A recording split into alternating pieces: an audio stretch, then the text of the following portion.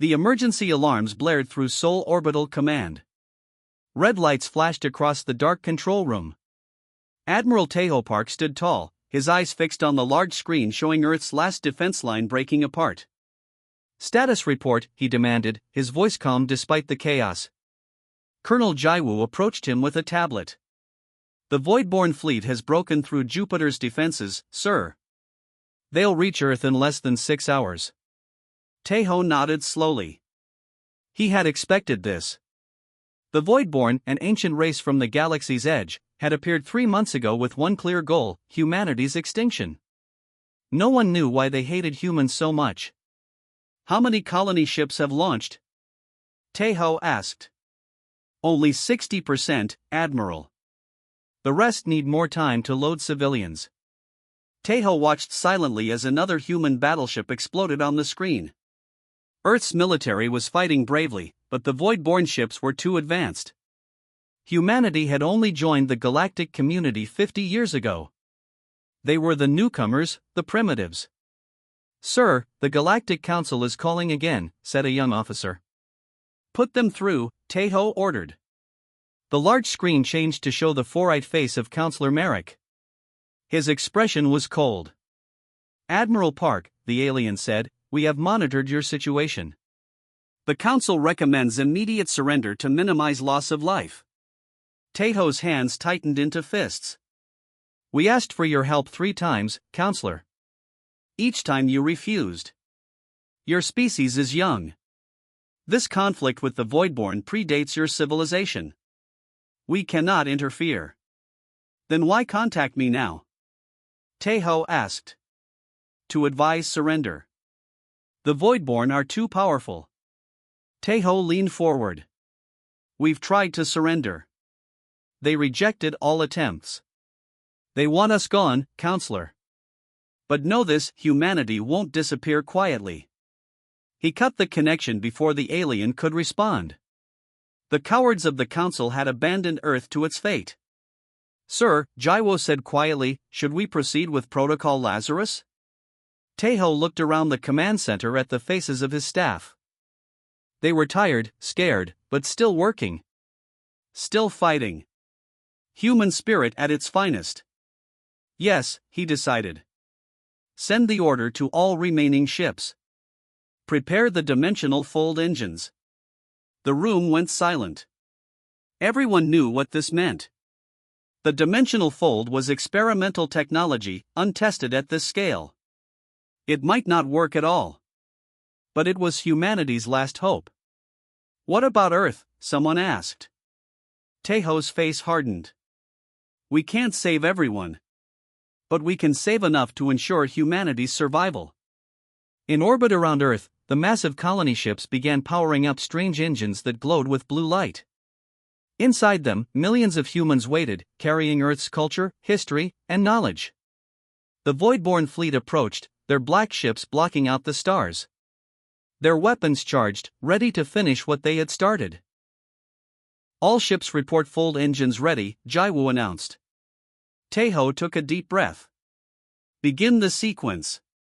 And broadcast this message on all frequencies: this is not the end of humanity. We will return."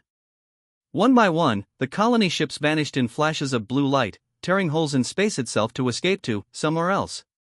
The Voidborn ships fired too late, their deadly beams passing through empty space. On his command ship, Tejo watched the last civilian vessel disappear.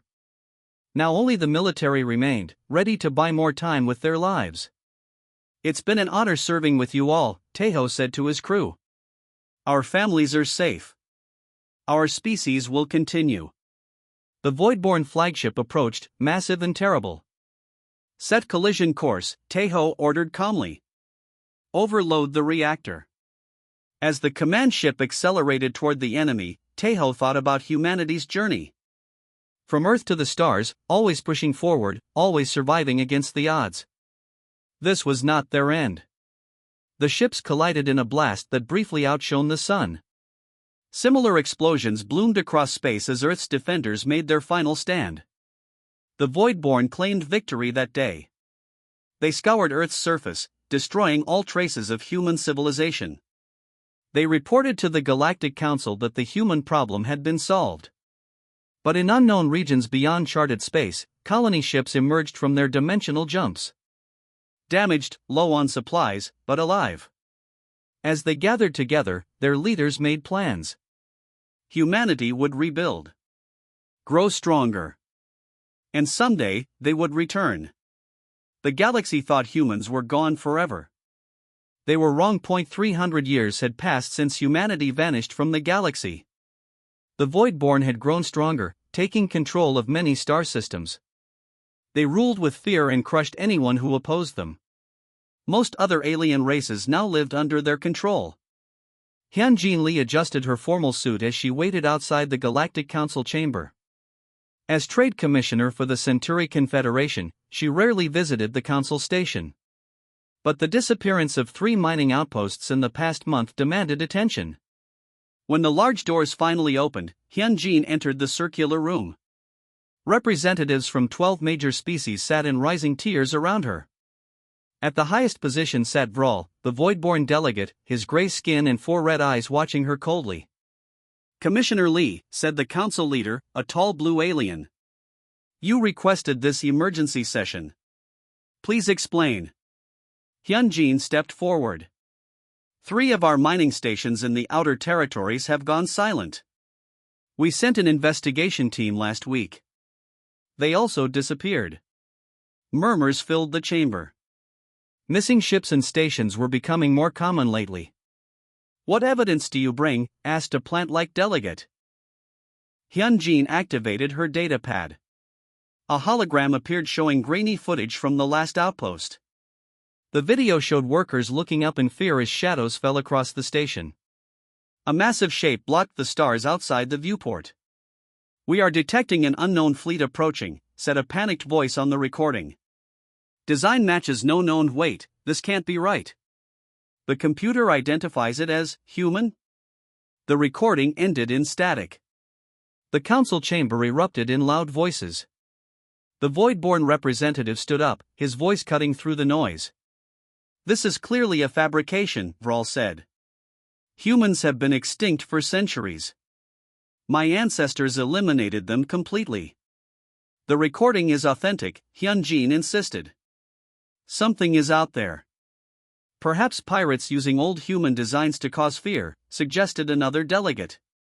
The debate continued for hours, but in the end, the council voted to increase patrols rather than investigate directly.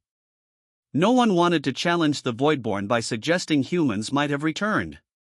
Later that night, Hyunjin returned to her temporary quarters on the station. She felt exhausted and disappointed. As she entered her room, she immediately noticed something wrong. The air smelled different. "Please don't be alarmed," said a male voice from the shadows. Hyunjin reached for her emergency beacon, but before she could press it, the lights came on. A man stood by the window. He looked human, but strange patterns of light moved under his skin like flowing circuits. His eyes held an unnatural glow. "Who are you?" she demanded. "How did you get in here?" "My name is Donghyun," he said calmly. "As for how I got in, your security systems are primitive to us now." "Us?" Hyunjin felt a chill. "You're human?"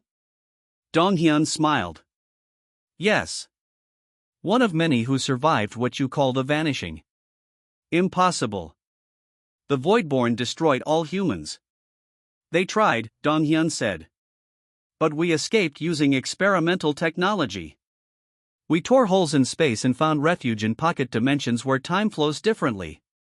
He approached slowly and placed a small crystal device on her table. It projected a star map showing regions of space Hyunjin had never seen before. "For us, 300 years have been 5,000, he explained. "We've changed. Evolved.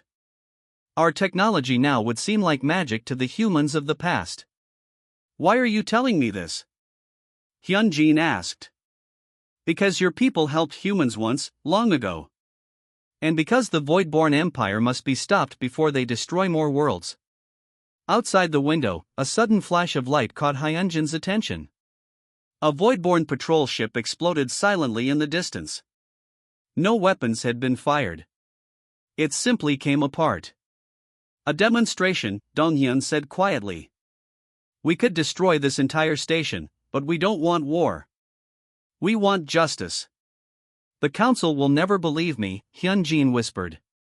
They don't need to believe yet. They only need to wonder and worry. Donghyun moved toward the door. We've been watching the galaxy for decades, learning, preparing. Now we're ready to return. Ready for what? To reclaim what was ours. To free those enslaved by the Voidborn. To build something better. His form began to shimmer, becoming transparent. We call ourselves the Returners now. Remember that name. You'll hear it again soon. Before he vanished completely, he placed a small device in Hyunjin's hand. If you wish to contact us, use this. We consider the Centauri potential allies. After he disappeared, Hyunjin stared at the device. Outside, emergency lights flashed as stations responded to the destroyed patrol ship. Alarms began to sound. The whispers had begun. Humanity had returned from the dark, and the galaxy would never be the same. Commander Juno Kong stood at the command center of Proxima Fortress, the largest Voidborn mining operation in the sector. The fortress had been carved into an asteroid, surrounded by defense platforms and patrol ships. Nothing could approach undetected. Or so he had believed. Sir, sensors are detecting energy anomalies, reported Major Minji, her eyes fixed on the screen. Multiple points forming around the asteroid belt. Juno frowned. Natural phenomenon? No, sir. The pattern is too regular. The main screen suddenly filled with alerts. Space itself seemed to tear open in hundreds of locations simultaneously. From each tear emerged a ship unlike any Juno had ever seen. They were sleek and silver, with sections that seemed to fade in and out of reality. Count? Juno asked, his voice tight. Over 300 vessels, sir. Various sizes. Minji's hands moved quickly over her console. Our weapons systems are coming online, but... The fortress shook. Not from an attack, but from something stranger. Their artificial gravity fluctuated, computer systems flickered, and the lights dimmed briefly. They're scanning us, said a technician. But it's unlike any scan I've seen. It's like they're reading our technology itself. Juno activated the emergency beacon. The Voidborn fleet was only 2 days away. If they could hold out. Every screen in the command center suddenly changed. The face of a human woman appeared, clearly human, but different. Her eyes held galaxies of light, and faint lines of energy pulsed beneath her skin. I am Admiral Sumin Ryu of the Human Collective, she said. Her voice was calm and carried strange harmonics. Your installation is surrounded. We have no wish for violence. Surrender, and no one will be harmed. The command center fell silent. Humans? Impossible. Juno found his voice. This is Commander Kong of the Voidborn Empire. Your claims are false. Humans were eliminated centuries ago. Sumin smiled slightly. I assure you, Commander, we are very real. Even now, my ships are disabling your weapon systems and containment fields. We could destroy this fortress in moments, but we choose peace. As if to prove her point, all weapon controls on Minji's console suddenly went dark. Sir, she whispered. They've somehow deactivated everything. A second screen activated, showing the fortress's reactor core. The safety protocols were being rewritten by an invisible force. You have 10 minutes to evacuate all Voidborn personnel to the designated transports, Admiral Ryu continued. We will allow you safe passage to your nearest outpost. The native workers you've enslaved will remain under our protection. Juno felt cold anger. The Empire will destroy you for this. The Empire has tried before, Sumin replied. They failed. Within hours, news of the human return spread across the galaxy. The Galactic Council convened an emergency session as reports arrived of human fleets appearing at Voidborn outposts throughout the galaxy. Admiral Ryu appeared before the council as a hologram of impossible clarity. Behind her stood other humans, each subtly different, some with visible technology merged with their bodies, others seemingly normal until they moved with impossible grace. For 300 years, you believed us extinct, she told the stunned delegates. But our escape into dimensional fold space saved us. While 3 centuries passed for you, we experienced 5,000 years of development. We evolved. We advanced. We transcended many of our limitations. What do you want? Asked the council leader. Justice, Suman answered simply. The Voidborn tried to exterminate us without provocation. Now they subjugate other species. This ends today. The Voidborn representative rose, his 4 eyes burning with hatred. This council should immediately authorize our fleet to eliminate these human imposters. They are clearly some new species using human appearance to create confusion. Admiral Ryu smiled and raised her hand. A small sphere of light formed above her palm, expanding to show a detailed recreation of Earth as it had been before its destruction. We still remember our homeworld, she said. We carry its memory in our cells and our history. We are humanity, reborn and returned. To prove her point, she showed recordings of the human escape 3 centuries earlier, but from the perspective of the fleeing ships. The council watched in shock as the truth was revealed. Humanity had indeed escaped, using technology that had seemed like magic even then. We do not come seeking vengeance, Suman continued. We could have destroyed the Voidborn fleet without revealing ourselves. Instead, we offer the galaxy a choice: continue under their tyranny, or join us in building something better. As the council meeting continued into the night, ships around the galaxy reported the same message broadcasting on all frequencies. After centuries of silence, humanity has returned. And we bring with us a new dawn. Dr. Jisoo Choi couldn't believe her luck.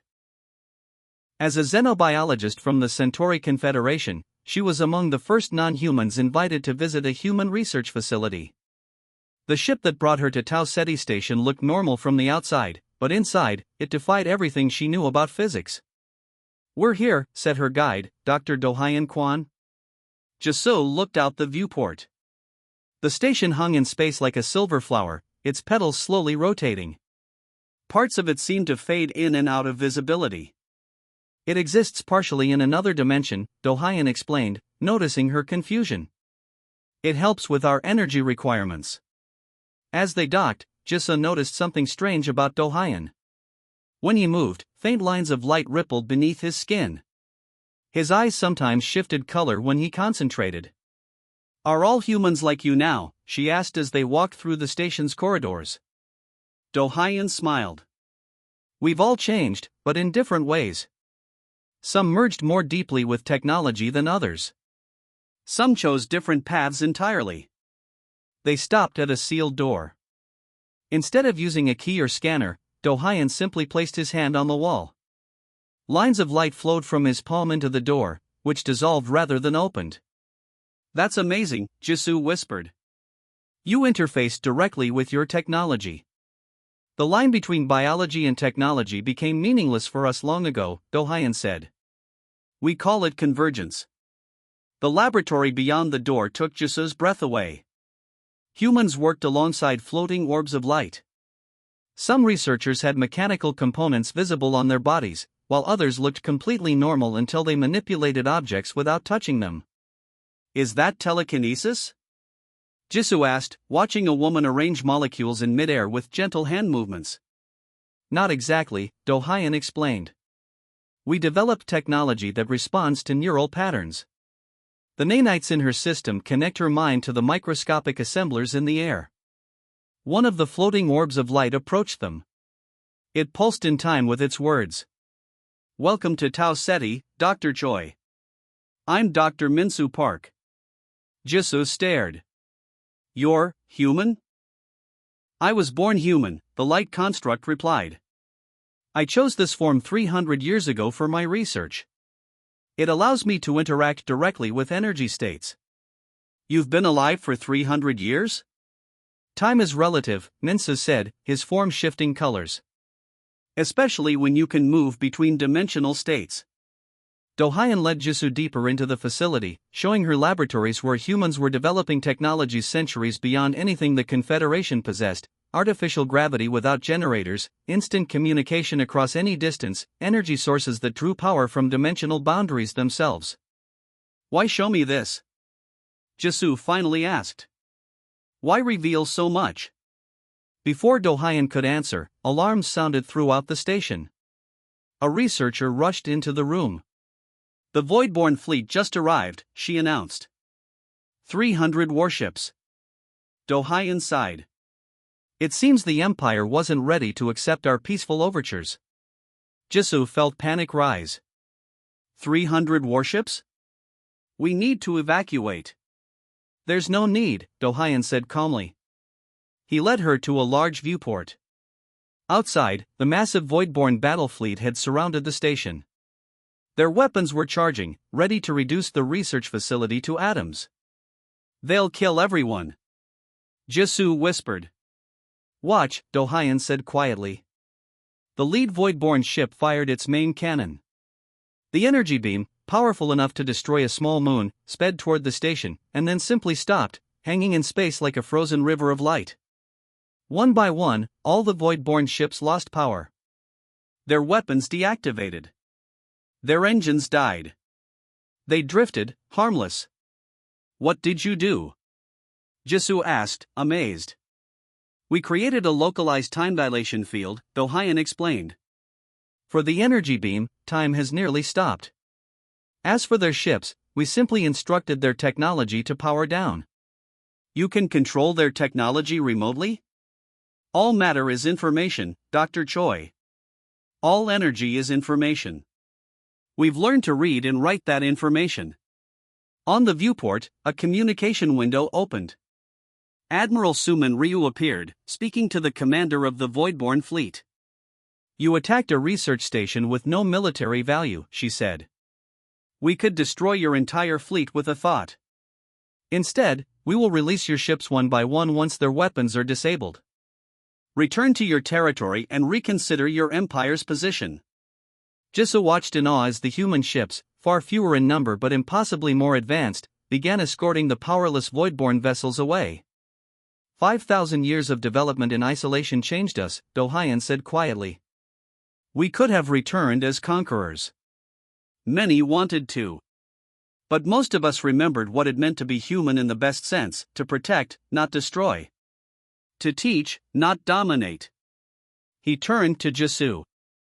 "That's why you're here. Not to fear us, but to learn with us. The galaxy can be better than it is." The morning sun rose over the green hills of New Earth, casting golden light on the crystalline buildings of the Convergence Academy. 5 years had passed since humanity's return, and today marked a new beginning. The first class of non-human students would graduate after completing their studies in human technology and philosophy. Jiho-nam stood on the observation platform overlooking the main plaza. Hundreds of beings from 27 different species gathered below, their diverse forms creating a living tapestry of the galaxy's intelligent life. As director of the academy, Jiho felt pride mixed with nervousness.